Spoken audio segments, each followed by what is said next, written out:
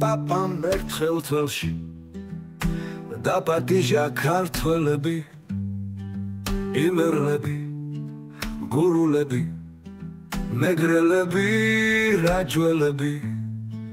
დაპატიჟა პაპამ თველში ყველა კუთხის ქართველები. ქვევრის პირას სუფრად ასცეს, შემოუსტნენ ქართველები, შემოუსტნენ გულალალი, მასპინძელი კახელები. მერიქითემ სანამ ღვინის დასხმა ჩამოათავა, შავხევს სურმა თუთის ხეზე ცხვარი ჩამოათღავა. იმერლებმა ხაჯაპური, რაჯველებმა ვიჩინა, მეგრელებმა ელარჯიდა, სუფრამ თავიც იჩინა. პაპას თვევი დაულოცეს, დაეცაფმენ ვაზის წრემლებს, დაგრძნობით ეფერებოდნენ რქაწითელის ბჟღალფერ მტევნებს. აღეგრძელეს მომავალი, მოიგონეს წარსული, ხანძით ლოცეს ქართლის დედა და აკვანი ქართული.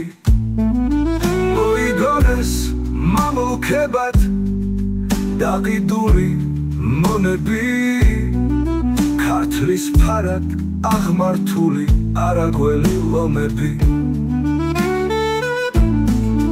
აღეგრძელეს ილიერი, აღეგრძელეს ამიერი, კახელებიც შეზარხოშდნენ, დასთხეს მრავალ ჟამიერი.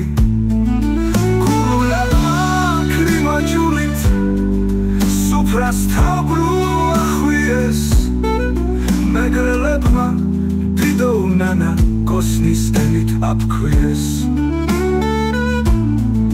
ქართველების ცხენა მღერა ცისკიდემდე წვდებოდა, დუდუკი და საზანდარი ცისკარს ეგებებოდა.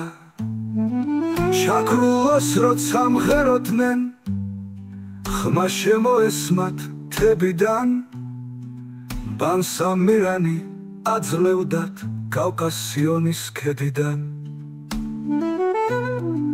ჰარი ჰარალო ჰარალე, ჰარალე ჰარალალები, ქვევში ღვინოც გიმღეროდა სტუმრებით განახარები.